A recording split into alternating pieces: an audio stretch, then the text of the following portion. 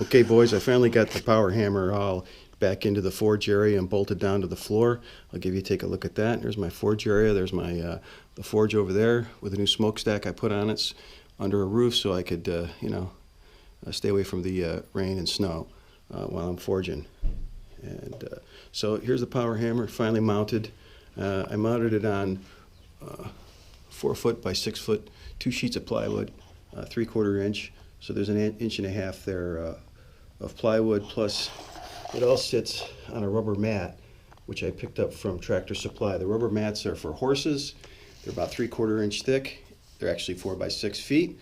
So it worked out perfect. So I put this rubber mat, 2 sheets of plywood, and I'm hoping that's enough to protect the floor from all the hammering. And then of course I drilled all the holes through the different places around the hammer and bolted them down right through the concrete.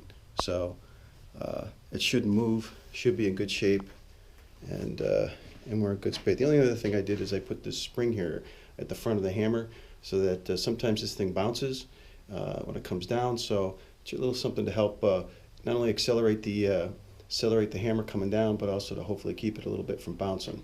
So I hope that works. And so we're all set. We're going to get the forge going, fire it up, and get that going. The only other thing I wanted to show you is some are asking me why do I need a power hammer? Well, I've been making some of these axes and either trying to hammer out 1-inch bar round stock. That was a bear, and then some of these railroad clips, spring clips that fit around some of the and hold down the track. And boy, I tell you, these are about 1/2 inch thick by 1 inch and something, but they're really hard to straighten out. I built this axe out of that, and that took an awful lot to bang that out straight and fold it over and then to forge weld it. It was a bear to work with, and so I could have used a power hammer for that. This was forged out of that round stock, and then I forge welded a piece of steel from a sawmill blade that I had. It's really sharp, but and it's not. Look, none of this is pretty. I know guys do much better work out there, but for me, it took all I could do to just for my shoulders and arms and everything else to pound out some of this round stock into an axe. So hopefully with the power hammer, I'm going to be able to do a much better job. And so here we go. So let's give it a try. We'll start up this forge and see how this power hammer really works.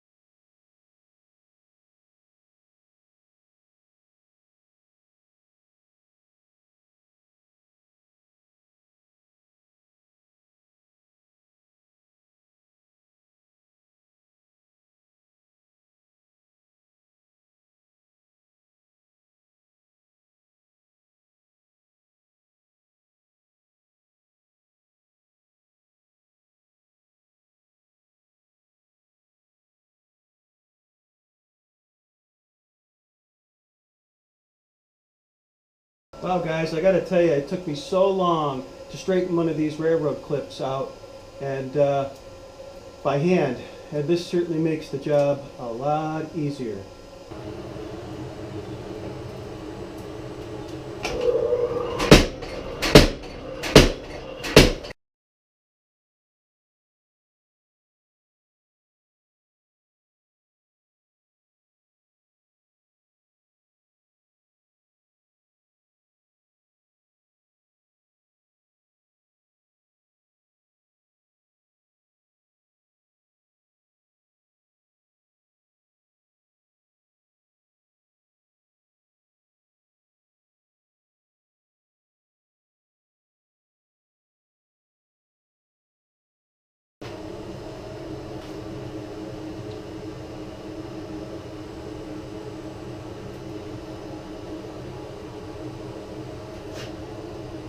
So I think this is working. It's going to work just fine.